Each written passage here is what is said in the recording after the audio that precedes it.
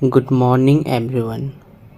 तो आज हम समझने वाले हैं लोकसभा, राज्यसभा, विधानसभा और विधान परिषद में क्या अंतर होता है।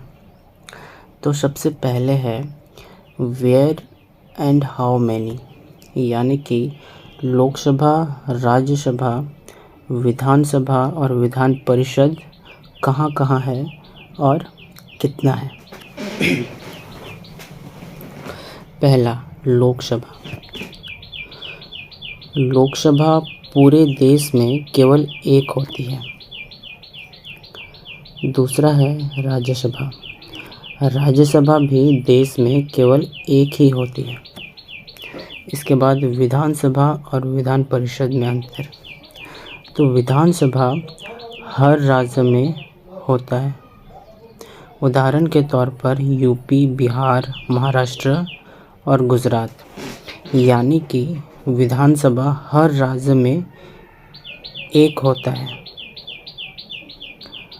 जैसे बिहार में है, यूपी में है, महाराष्ट्र में है और गुजरात में है। इसके बाद है विधान परिषद। विधान परिषद देश के सिर्फ 6 राज्यों में है, जिसमें बिहार, महाराष्ट्र, कर्नाटक, आंध्र प्रदेश, तेलंगाना और उत्तर प्रदेश शामिल है। यानी कि विधान परिषद जो है यह देश के सिर्फ 6 राज्यों में ही स्थित है। बिहार, महाराष्ट्र, कर्नाटक, आंध्र प्रदेश, तेलंगाना और उत्तर प्रदेश।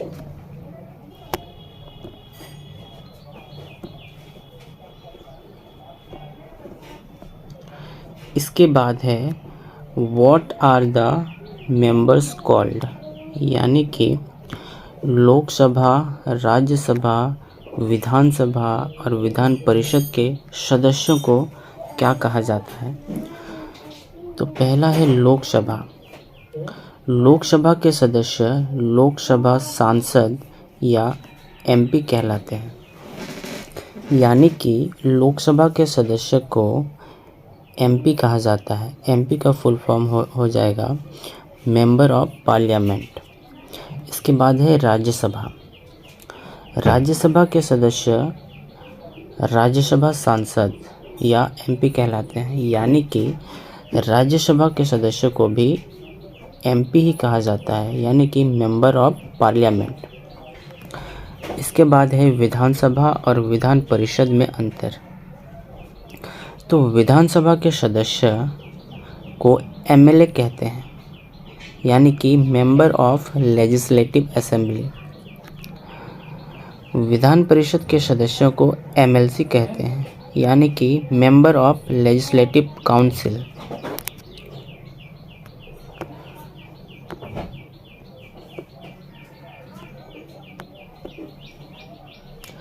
इसके बाद है हु इलेक्ट देम, यानी कि लोकसभा के सदस्य को कौन चुनता है, राज्यसभा के सदस्य किसके द्वारा चुना जाता है, विधानसभा का सदस्य किसके द्वारा चुना जाता है और विधान परिषद के सदस्य को कौन चुनता है।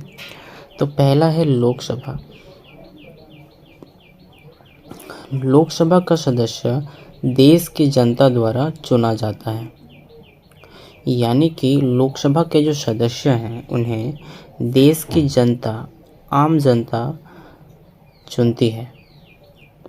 लोकसभा को house of people, lower house या निम्न सदन भी कहा जाता है। यानी कि लोकसभा को हम हाउस ऑफ पीपल भी कह सकते हैं, लोअर हाउस भी कह सकते हैं, या निम्न सदन के नाम से भी लोकसभा को हम जानते हैं। इसके बाद है राज्यसभा। राज्यसभा के सदस्य एमएलए द्वारा चुने जाते हैं और इसका चुनाव अप्रत्यक्ष रूप से किया जाता है। यानी कि राज्यसभा के जो सदस्य होते हैं इनका चुनाव एमएलए द्वारा किया जाता है। एमएलए कौन होते हैं? एमएलए जो होते हैं वो विधानसभा के सदस्य होते हैं। तो विधानसभा के सदस्य द्वारा राज्यसभा के सदस्य को चुना जाता है और इसका चुनाव अप्रत्यक्ष रूप से होता है। राज्यसभा को council of states upper house भी कहा जाता है, यानी कि राज्यसभा को हम काउंसिल ऑफ स्टेट्स भी कह सकते हैं या इसे हम अपर हाउस भी कह सकते हैं। इसके बाद है विधानसभा। इसके सदस्य राज्य की जनता द्वारा चुने जाते हैं, यानी कि विधानसभा के जो सदस्य हैं वो विधानसभा के सदस्य राज्य की जनता द्वारा चुने जाते हैं। तो प्रत्येक राज्य में चुनाव होता है और चुनाव के द्वारा जो आम जनता होती है वो विधानसभा के सदस्य को चुनते हैं, यानी वोटिंग करते हैं और वे इलेक्ट होकर के विधानसभा में बैठते हैं। इसके बाद है विधान परिषद। इसके सदस्य विधायकों, निर्वाचिका, शिक्षक, स्नातकों एवं राज्यपाल द्वारा किया जाता है, यानी कि इसके विधानसभा के जो सदस्य होते हैं वो विधायक, निर्वाचिका, शिक्षक, स्नातक और राज्यपाल होते हैं। विधानसभा के सदस्यों को कौन चुनता है? तो विधानसभा के सदस्यों को चुनने वाले लोग हैं जैसे विधायक, निर्वाचिका, शिक्षक, स्नातक और राज्यपाल विधानसभा के सदस्यों को चुनते हैं, उन्हें इलेक्ट करते हैं।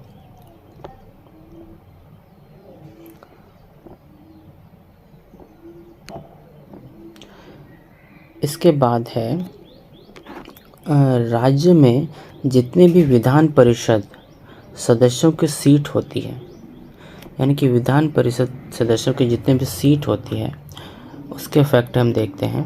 तो 1/3 सदस्यों को विधायक चुनते हैं, यानी विधान परिषद में जितने भी सीटें होंगी उनमें से 1/3 सदस्य को विधायक चुनेंगे और 1/3 सदस्यों को नगर निगम, नगर पालिका, जिला पंचायत और क्षेत्र पंचायत के सदस्य चुनते हैं। इसके बाद 1/12 सदस्य को शिक्षकों द्वारा चुना जाता है और 1/12 सदस्यों को रजिस्टर्ड ग्रेजुएट चुनते हैं। इसके बाद 1/6 सदस्य राज्यपाल द्वारा उत्कृष्ट कार्य करने वाले व्यक्तियों में से नियुक्त किए जाते हैं।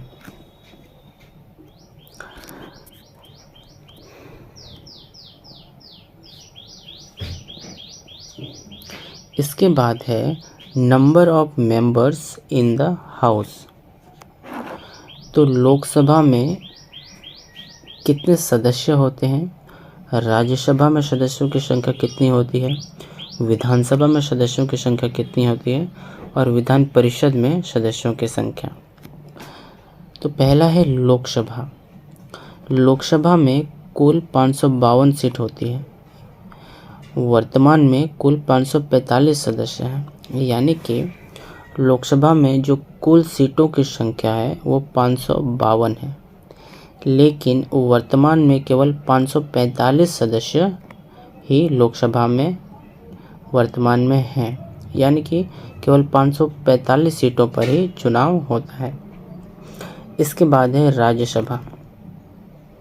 राज्यसभा में कुल 250 सीटें होती है, जिसमें 12 सदस्य राष्ट्रपति द्वारा नामित किए जाते हैं, यानी कि राज्यसभा में जो कुल सीटों की संख्या है वो 250 है और 250 में से 12 सदस्य राष्ट्रपति द्वारा चुने जाते हैं। इसके बाद है विधानसभा।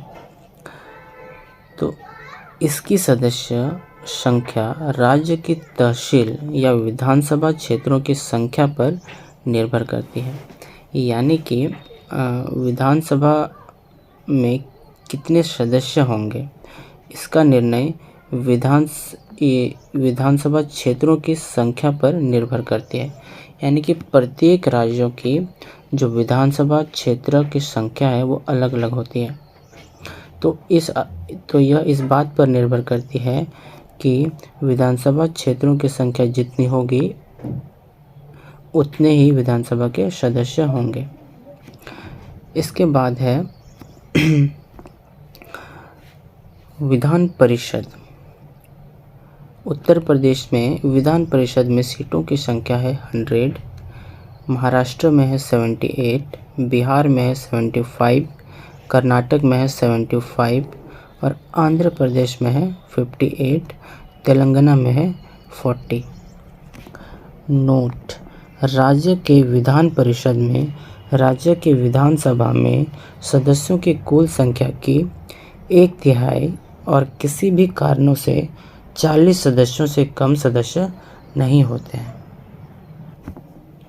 यानी कि राज्यसभा के विधान परिषद में और विधानसभा में किसी भी कारण से, किसी भी परिस्थिति में विधानसभा के सदस्यों की संख्या और विधान परिषद के सदस्यों की संख्या 40 से कम नहीं होनी चाहिए।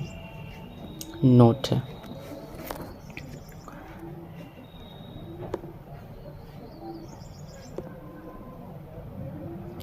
इसके बाद है टेन्योर यानी कि कार्यकाल। लोकसभा के सदस्यों का कार्यकाल और राज्यसभा के सदस्यों का कार्यकाल कितना होता है, वहीं विधानसभा और विधान परिषद के सदस्यों का कार्यकाल कितना होता है। तो पहला है लोकसभा सदस्यों का कार्यकाल 5 साल के लिए होता है, लेकिन प्रधानमंत्री की सलाह पर उसे राष्ट्रपति पहले भी भंग कर सकता है। इसे अस्थायी सदन भी कहते हैं। यानी कि लोकसभा के सदस्यों का जो कार्यकाल होता है वो 5 साल के लिए होता है, लेकिन यदि प्रधानमंत्री चाहे तो राष्ट्रपति को सलाह दे करके राष्ट्रपति द्वारा लोकसभा सदन को भंग किया जा सकता है, इसलिए इसे अस्थायी सदन भी कहते हैं। इसके बाद है राज्यसभा। तो राज्यसभा के सदस्यों का कार्यकाल 6 साल का होता है और इसे स्थायी सदन कहते हैं। यानी कि राज्यसभा के सदस्य का जो कार्यकाल है वो 6 साल का होता है, परमानेंट, और इसे कोई भंग नहीं कर सकता है। इसके बाद है विधानसभा का कार्यकाल 5 वर्ष का होता है, लेकिन किसी भी असाधारण स्थिति में राज्य के राज्यपाल राष्ट्रपति को विधानसभा भंग करने की सलाह दे सकते हैं और यह अस्थायी सदन कहलाती है। यानी कि विधानसभा में भी ठीक लोकसभा का नियम ही फॉलो होता है। यहाँ पर भी इनका जो कार्यकाल है विधानसभा के सदस्यों का वो 5 वर्ष का होता है और किसी असाधारण स्थिति में राज्यपाल राष्ट्रपति को सलाह अगर दे दे कि विधानसभा भंग करना है तो विधानसभा का सदन भंग हो सकता है। इसके बाद है विधान परिषद के सदस्यों का कार्यकाल 6 साल का होता है। यानी कि विधान परिषद का कार्यकाल भी स्थायी सदन कहलाता है और यह भंग नहीं होता है, इसे भंग नहीं किया जा सकता है।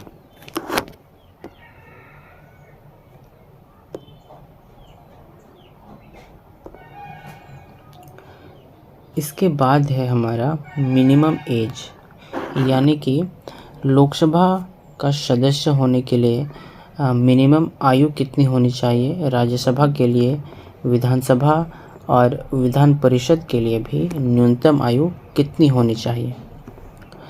तो पहला है लोकसभा सदस्य बनने के लिए 25 वर्ष से अधिक आयु होना चाहिए। इसके साथ ही व्यक्ति का भारतीय नागरिक होना जरूरी है। यानी कि अगर कोई व्यक्ति लोकसभा का सदस्य बनना चाहता है तो उसकी आयु कम से कम 25 वर्ष से अधिक होनी चाहिए। इसके साथ ही व्यक्ति का भारतीय नागरिक होना जरूरी है, यानी कि व्यक्ति भारत का नागरिक होना चाहिए। दूसरा है राज्यसभा, न्यूनतम आयु 30 वर्ष, यानी कि राज्यसभा का सदस्य बनने के लिए न्यूनतम आयु 30 वर्ष होनी चाहिए।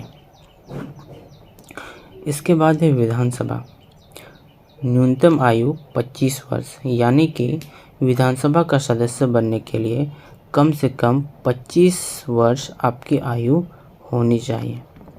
इसके बाद है विधान परिषद।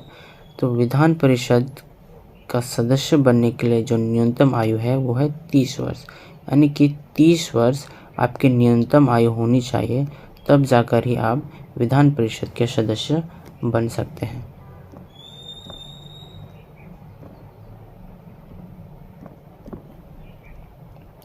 इसके बाद है लीडर ऑफ हाउस, यानी कि सदन के मुखिया या लीडर। पहला है लोकसभा के सदस्य। राज्यसभा के सदस्यों का लीडर कौन होता है? विधानसभा और विधान परिषद के सदस्यों का लीडर कौन होता है?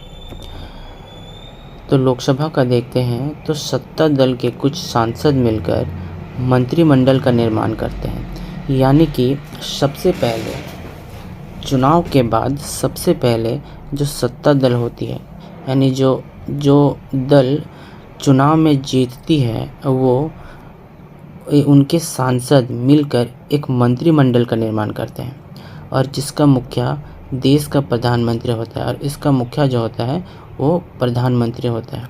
यानी कि लोकसभा का जो मुखिया होता है वो प्रधानमंत्री होता है। इसके बाद है राज्यसभा, सदस्यों द्वारा चुना जाता है। राज्यसभा का जो लीडर होता है, जो मुखिया होता है, उसका चुनाव राज्यसभा के सदस्यों द्वारा किया जाता है। इसके बाद है विधानसभा। पक्ष दल के कुछ विधायक मिलकर मंत्रिमंडल का निर्माण करते हैं, जिसका मुखिया राज्य का मुख्यमंत्री होता है। यानी कि विधानसभा में भी बिल्कुल लोकसभा के तरह ही जो पक्ष दल होते हैं, जो चुनाव में जीत कर आते हैं, उनके विधायक मिलकर के एक मंत्रिमंडल का निर्माण करते हैं, और इसके बाद उनका जो मुखिया होता है वो मुख्यमंत्री को बनाया जाता है। इसके बाद है विधान परिषद, सदस्यों द्वारा चुनाव। यानी कि विधान परिषद के जो मुखिया होते हैं, जो लीडर होते हैं, उनका चुनाव विधान परिषद के ही सदस्यों के द्वारा होता है।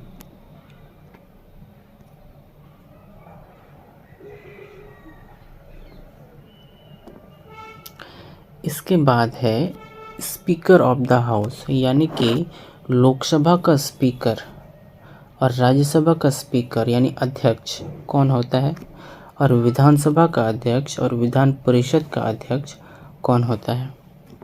तो पहला है लोकसभा, सदस्यों द्वारा चुनाव। यानी कि लोकसभा के जो स्पीकर होते हैं, जो अध्यक्ष होते हैं, उनका चुनाव सदस्यों द्वारा किया जाता है। लोकसभा के सदस्यों द्वारा ही लोकसभा के अध्यक्ष का चुनाव किया जाता है। इसके बाद है राज्यसभा। भारत का उपराष्ट्रपति राज्यसभा का पदेन सभापति होता है। यानी कि भारत का जो भी उपराष्ट्रपति के पद पर होता है वही राज्यसभा का सभापति होता है। पदेन सभापति यानी कि उपराष्ट्रपति बनते ही वह राज्यसभा का सभापति यानी अध्यक्ष बन जाता है। इसके बाद है विधानसभा, सदस्यों द्वारा चुनाव। यानी कि विधानसभा का जो अध्यक्ष होता है, जो स्पीकर होता है, उसका चुनाव विधानसभा के सदस्यों द्वारा ही किया जाता है। इसके बाद है विधान परिषद। तो विधान परिषद के स्पीकर यानी अध्यक्ष का चुनाव विधान परिषद के सदस्यों द्वारा ही किया जाता है। Thank you.